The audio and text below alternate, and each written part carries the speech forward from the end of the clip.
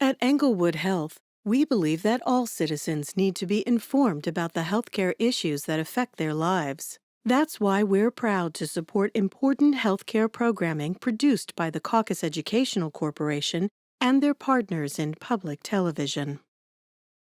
Funding for this edition of Caucus New Jersey has been provided by Horizon Blue Cross Blue Shield of New Jersey, Englewood Health, the Russell Berry Foundation, the Healthcare Foundation of New Jersey, founded by the Jewish community, Summit Medical Group, a multi-specialty medical practice providing comprehensive care from birth and pediatrics to geriatric care, concentrating in general wellness, cancer treatment, disease management, and behavioral health, Valley Bank. And by Adler Aphasia Center, helping stroke and brain injury survivors recover their speech. Promotional support provided by The Record, North Jersey's trusted source, and NorthJersey.com. And by New Jersey Family Magazine and NJFamily.com.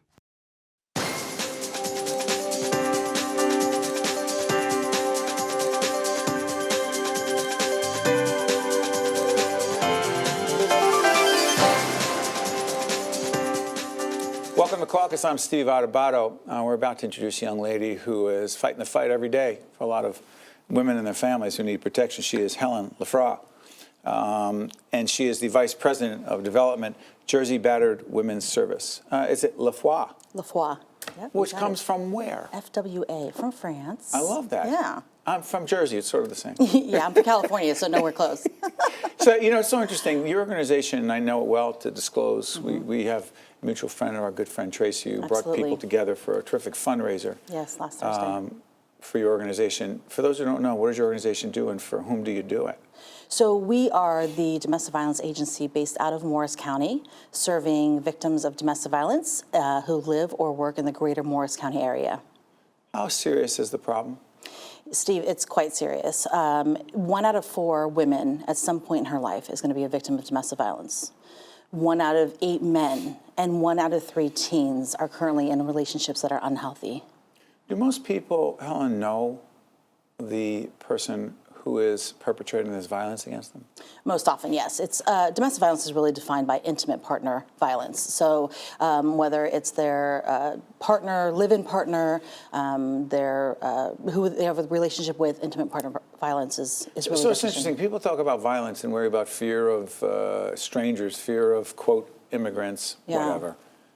And the most dominant prevalent violence is with, in fact, the home. The people that you know, absolutely. Those people that you trust the most, that you share your life experiences with, oftentimes have children with, they are oftentimes the ones that are hurting the most. So as we put up your website and let people know there's a 24-hour hotline, what is that hotline for? Someone calls, they feel they're in jeopardy, something is happening. Yeah. They're fearful. They are, in fact, and we not only have clients that call into the helpline, but it's friends, it's family members, it's coworkers, it's neighbors, it's anyone in the community that's looking for information.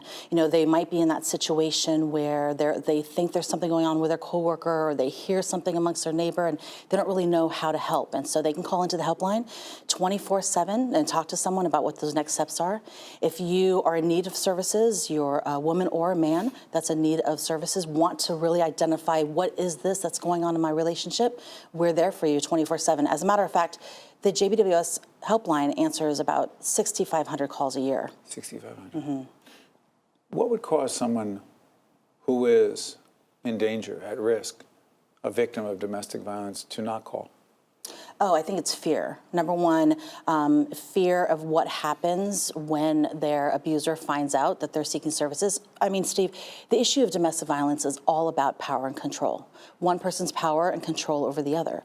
So at the point in time when the abuser thinks that their partner is trying to leave them, that's when they feel the least in control, right? And so violence may escalate. But I think people also don't seek services because they're embarrassed of the stigma associated still with the issue of domestic violence. To their friends and oftentimes their family, the world around them, everything appears great in their relationship when it's really not. Curious about this. So the shame, still there? The stigma, still there? Sure. After all the cases we've heard of? Yeah, and I think certainly in New Jersey, where people assume that people in northern New Jersey are educated and have money and work at Fortune. We're close enough to New York, right? That's supposed to mean something. Absolutely. What does it mean? Well, the issue of 1 in 4, as I mentioned before, is the statewide statistic. It's also the national statistic around the issue of domestic violence. So it's a prevalent issue for sure. The Me Too movement, the Judge Kavanaugh hearings. He sits on the Supreme Court now. Is it relevant to this discussion at all, and if so, how? Issues like Or are we conflating things? Well, I think the issue around the Me Too movement, if anything, what it's done is raise awareness around the issue and around the conversation, right? So any opportunity, even the horrific murders and cases that you make reference to that we've been hearing about lately, they all open up the opportunity for people to have discussions, right? So just even being here today is raising the awareness around the issue of domestic violence so that people do feel comfortable talking about it. One of the things we do at JBWS is we try to go into corporations to talk to their HR folks about the issue so that people around coworkers can feel comfortable talking about the issue. We're in schools. How do you talk to kids about this? So at JBWS, we have a great dating abuse prevention program. We actually have a team of coworkers that go into the high schools, the colleges and universities, and many of the junior highs that teach age-appropriate curriculum around healthy relationships, dating abuse prevention, and bystander intervention. 2 things. Bystander intervention is what? A, B, junior highs as well, or is that too soon? No, not really. At the junior high level, we're talking about safe relationships and more about boundaries and bullying and what it means if you see something. You hear see something, say something, but what happens when you're noticing that your friends on social media are either starting to withdraw or their new boyfriend or girlfriend is really having abusive tendencies and behaviors, is maybe stalking them, is not allowing them to come out and hang out with you anymore. What does that all mean and what do you do? It's interesting. You're a nonprofit. We're a not-for-profit. That's what happens in public broadcasting. Not-for-profit does not mean entrepreneurial and running a tight business. You guys run a tight business. You've been recognized. By whom and for what? Yes. So just this year, JBWS was recognized by Charity Navigator as one of the top 10 nonprofits in the state of New Jersey out of more than 40,000. Thank you very much. I'm sorry, I stepped on that. Over 40,000 registered nonprofits in the state of New Jersey. That's on their site. How does that happen? So, I think it's about our efforts by our leadership team, by our board of directors, by our volunteers, and certainly by our donors to make sure that JBWS is a well-run organization, but that our fundraising portfolio is really diverse. It's so important. I mean, government funds around domestic violence can wax or wane depending on the political winds, right? So it's important for us over our 42-plus year history to make sure that we have individual supporters, corporate support, family foundations, that we do fundraising events out and among the community. We were at a wine tasting. We were last Thursday. It was fun, yeah. So events like those not only raise much-needed funds, but they help to raise awareness as well. You're doing important work with your colleagues every day on behalf of women, children, others. Men are victims as well. Absolutely. And I just can't imagine what things would be without an organization like yours. Well, thank you. Come back and keep us posted. Thanks for having me today. Thank you so much. Appreciate it, Helen. Take care. We'll be right back right after this. To see more Caucus New Jersey with Steve Adubato programs, visit us online at steveadubato.org. If you would like to express an opinion, email us at info@caucusnj.org. Find us on Facebook at facebook.com/Steve Adubato PhD. And follow us on Twitter at Steve Adubato. Welcome back, our good friend Jim McGreevey, former governor of the great state of New Jersey and chairman of New Jersey Reentry Corporation. Good to see you, Jim. It's good to be here. Thank you, Stephen. Jim, a report you and your team just put out, New Jersey Opioid Addiction Report, A Modern Plague. Describe what is it and why does it matter so much? Stephen, the advent of synthetic opioids, fentanyl and carfentanil, has been a profound game changer. Fentanyl is 50 times, carfentanil is 100 times stronger than morphine. It's a synthetic opioid.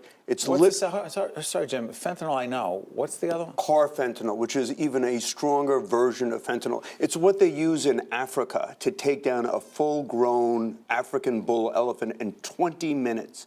And this synthetic opioid is so powerful, the DEA no longer uses the dogs. Agents now wear bodysuits because the fact that 3 grains of sand, the equivalent of that fentanyl, a client can survive, but 4 grains, you suffer overdose and death. And now the naltrexone, which we use to bring back people temporarily, you need 4 administrations. Wow. So this is so powerful. I mean, I just did, last week, we just did toxicology reports at our 9 reentry sites. And there's no more heroin in the heroin anymore, in the sense that people are consuming the synthetic opioid mixed with whatever derivative. And so that this is so powerful, so corrosive, that it's destroying lives faster and more permanently than anything we've ever seen. Jim, but your organization, dealing with reentry, those who have been incarcerated, Sure, coming back into society, what is the connection between the opioid crisis and the incarcerated population? So there are 2 points. One, that people coming out of prison or out of jail are 130 times more likely to die because they're coming out and all of a sudden they're going to go back to the same usage, the same amount, and they take it, they overdose, and they die. The second point, in the state of New Jersey, we have one of the highest conflations. If you're in prison in the state of New Jersey, there's an 80% chance you're an addict or alcoholic. And if you're an addict or alcoholic, there's a high probability that you're going to wind your way into the criminal justice system or death. There's a high conflation between addiction and imprisonment in the state of New Jersey. And what we saw in this report, Stephen, is that thanks to the leadership of Senator Vitale and Governor Christie, Senator Joe Vitale, Chairman of the Senate Health Committee, go ahead. Yeah, and Governor Christie, on a bipartisan basis, said, all right, we need to provide for treatment. Why would you be talking about the previous governor in this? Because I think the governor did a phenomenal job in sort of grappling with the addiction crisis and at least bringing everybody to the table. But what we did is we required, in the state of New Jersey, 28 days of residential treatment and up to 3 months of intensive outpatient. But fentanyl is so powerful.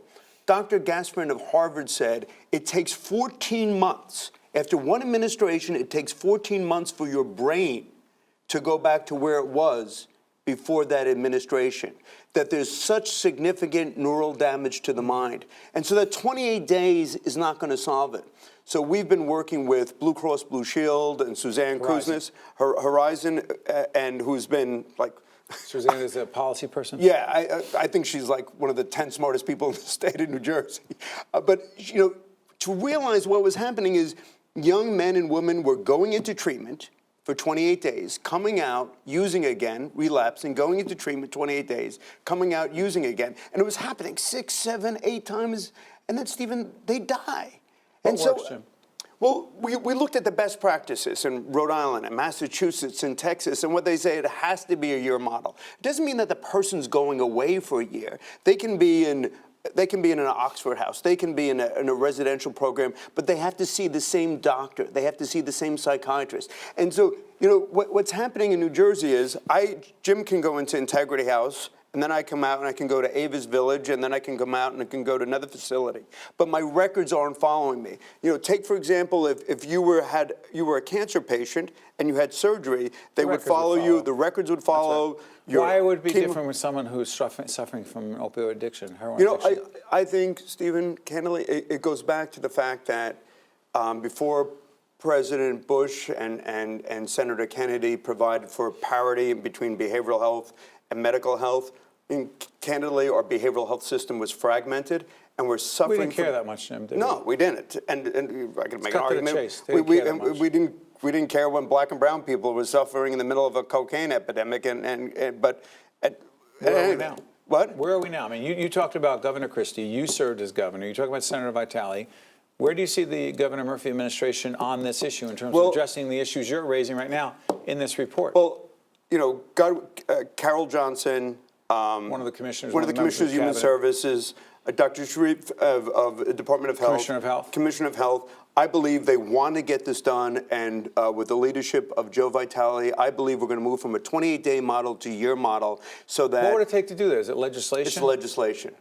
It's legislation. Has the governor made a statement on this? The governor's responded to the report. The attorney general's responded to the report positively. Did they acknowledge that they're committed to a year-long process? I think And the economics involved in that? Well, it's not actually Blue Cross not Blue Shield. economics? No. At Blue Cross Blue Shield, Horizon will actually argue it's less expensive because what's How can it be less expensive if you're in for longer and treatment costs more? Because what happens is, Stephen, is that if you're in there for a short time up front and you have all the clinical, the medical, the psychiatric, and then you have a step-down model, and then you have a further step down, you're back into the community and you're working it and you're productive. The point is like a family. We're following you from the beginning to the end. It's not the back and forth? No, it's the back and forth is more it's not the in and out, in and out, in and out. And so what happens is you're going to have medication-assisted treatment, and this is a big part of it. Like I'm an old AA, NA guy, but this is so powerful, the fentanyl, that you need Suboxone, you need naltrexone in order to wean the person off. We need a different approach. You need a different approach, but you have to lock down that person. You have to be all over that person from beginning to end for that year, and that's with the doctor, the behavioral psychologist, and the psychiatrist. Before I let you go, increasing access to the drugs you're talking about, to the treatment you're talking about, biggest obstacle in the way of that? I've asked you this before. It hasn't happened. It's frustrating because, part of it is medicating. Carol Johnson, I think she's making great strides. I've said, for my guys coming out of prison, they're dying. I have in my phone 3 photographs of men that have died this past week. I mean, this isn't cutting the Parkway law. In connection with the opioid crisis? Yeah, in connection with the opioid crisis. They come out of prison and they're using again, and then they overdose. And so my point is, when people like Suzanne Kuzna says, we can do this better, we can do this less expensively, but we have to connect these systems. In Vermont, it's called a hub and spoke. You come and get your MAT, we'll connect you to medication-assisted treatment. You'll get your Suboxone, you'll get your naltrexone, and then we'll connect you to housing, we'll connect you to benefits, will connect you to job placement. So Vermont's doing it well. Vermont's doing well. It's Massachusetts, not like it can't be done. Texas, Other it can state, be done. Texas. Yeah. It can be done. And we're going to have 3,000 people. I went to a funeral about 8 months ago with a family that lost their second child. To this? To this. And Stephen, this was the most buttoned up, old-fashioned Catholic family, did everything right. It's their kids with their knucklehead friends. I mean, the same way you and I at some point would have done Jägermeister or whatever stupid thing. Something stupid. This stuff, you don't come back from. Jim McGreevey. So we need to get this done. Thank you, Stephen. No. Every time you join us, not just we learn something new, we're challenged. And I hope the folks in the State House, where you know better than most, respond. Not just Senator Vitale, but others. Yeah. Thank you, Jim. Thank you, my friend. You got it. Godspeed. Take care of yourself. Same to Thank you. you. Be right back, right after this. To watch more Caucus New Jersey, find us online and follow us on social media. We welcome Michelle Peterson, Director, Division of Volunteer Efforts, otherwise known as DOVE, D-O-V-E, at Seton Hall University. Good to see you, Michelle. Thanks for having me. DOVE is? DOVE is the branch of Seton Hall University that gets our students engaged in community outreach and community service. Describe that. On a variety of levels, our students are interested in deepening their involvement in the community so that they can connect their academics with their faith life and with the needs in our community. Let's break this down a little bit. I told you I know Seton Hall pretty well. President Meehan and I were having a conversation about this a couple months ago, and she told me about the work you were doing. And I thought, what a good conversation to have, because along with countless other parents who watch this program, we try to advocate that our kids get involved, make a difference. But I'm curious, do you have to recruit volunteers or students at the university coming to you saying, I want to find a way to make a difference? A little bit of both. A little bit of both, Steve. When I started, we started with a very few number of programs. We've grown to have over 20 programs go out every single week. Throughout the month, we have more than 50 or 60 programs that engage our students in various opportunities of service. Let's break it down a little bit. I know that the St. John's Soup Kitchen, which I know very well, describe who goes there and why. You know, that's the most surprising of our programs, because we have a waiting list for students to go serve breakfast, and they leave campus at 6:30 in the morning. St. John's, downtown Newark. Downtown Newark, right. The oldest church in Newark, and you'd never expect to have a waiting list for students to get up What that time are early. they We leave campus at 6:30. And they come back by 10-ish. They come back by 10, and it's unbelievable. And what do they do for them? You know, the basics are that we cook breakfast and lunch, but more than that is that they form relationships with the people outside and the people that they're volunteering with. So they're putting a face and a name with a statistic of homelessness so that it's more than just something they do in a day, but something that they believe they're changing. Joe, what do you think, with the academic rigor that there should be at your university and others, institutions of higher learning, what do you expect, what usually happens to a student when he or she gets so involved in service to others? I always warn my students what the Jesuits say, and that's, we can ruin you for life. And what that means is you can By the way, walk I went to in- Christian Brothers schools. as did I. Where'd you go? I went to LaSalle. Okay. I was up at Iona. Okay. They can have that impact. So can. explain to folks who may not understand what we're talking about, what you're talking about, because service is not really an option. Okay, well, when we begin and when we invite people in to do what we're doing, we say, you know, what we're doing is we're changing you. We're not changing the world, we're changing your heart so that you can respond to the needs of others in your own way, and I can't tell you what that means. And so, for example, years ago on our very first trip to El Salvador, we had a student who was a business major, and he thought he was just going to follow a road that he had mapped out for himself. And he went to El Salvador and he saw such great need, and he stopped in his tracks and said, I can do more. And he changed his major to medicine, and he's now working with the poor in rural Pennsylvania, and he's been back with us to El Salvador to, you know, address the basic needs of the kids that we work with there. And so that's what I mean by being ruined. It means, you know, being open to Ruined in a good what way. you're Is that called what we really to be. mean? Yes, exactly. Curious about this. As someone who's taught leadership at your university and a few others, I've often argued that leadership, great leadership, requires empathy and compassion, genuine empathy and compassion, truly caring about people. Exactly. I often say it's not a technique, it's either you do or you don't. And here's the point to this long-winded question. Do you think true empathy and compassion is taught, or is it in us, or it is not? I think it's in each one of us. I think that, you know, the word compassion means to suffer with someone, and the word empathy means to feel something, to feel the suffering of others. And if But you're I can't feel, open, empathy doesn't mean I can feel your pain itself. no, but that you can feel pain for you, you know, that you can identify with that, and that you can stand with someone in solidarity Sure. with what they're going through. And I think that it can be taught, but I think that people need to put down the social media, put down the cell phones, and relate to one another so that we can form a relationship. And that's what we do through our programs. It's not just about serving the other out in the world, but really serving each other and having conversations about what this means and how we can connect and create change together as the Seton Hall community. You got me thinking, because you mentioned the cell phone thing. It's been argued by some that a disproportionate number of quote-unquote millennials have a hard time with human interaction, face-to-face human interaction, because of the technology that is so dominant and prevalent in our lives. In terms of what you see with the Dove initiative, can you really get those students to connect on a human level and to get the technology out of the way? And if so, how do you do that? You know, one of our chaplains recently said about our trips, our international trips to Haiti and El Salvador and our local trips to Philadelphia and West Virginia, we do in 1 week what it takes 6 months to do otherwise, because we invite our students to put all technology away for that week.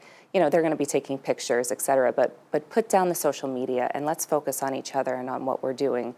And the relationships that happened, the profound change that happens in that week is incredible.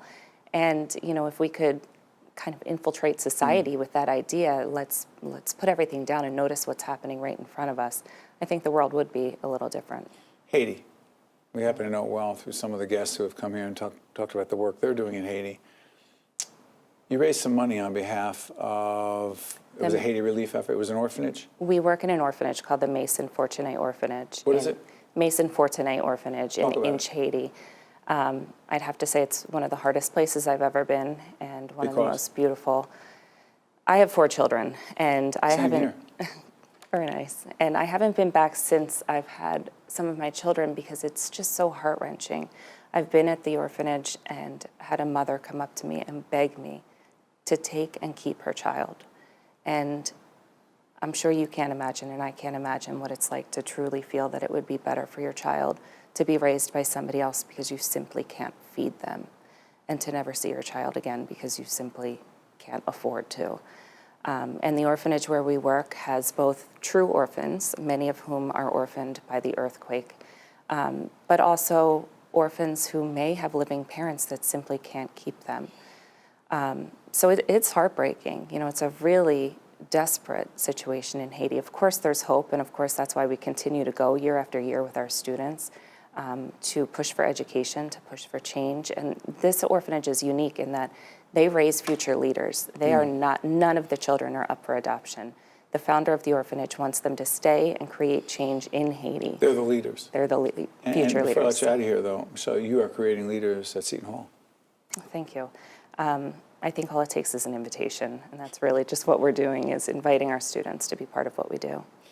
Michelle Peterson is the director of DOVE, the Division of Volunteer Efforts at Seton Hall University. I want to thank you, your colleagues, but most of all the students who are out there doing it every day on behalf of others trying to make a difference. Thanks so much. Thank you, Steve.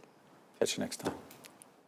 The preceding program has been a production of the Caucus Educational Corporation, celebrating over 25 years of broadcast excellence.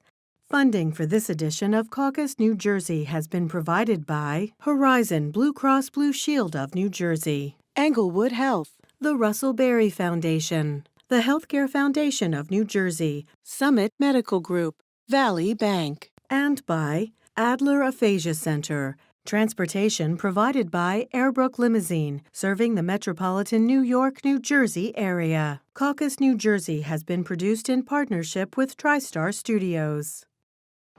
Hi, I'm Governor Tom Kean.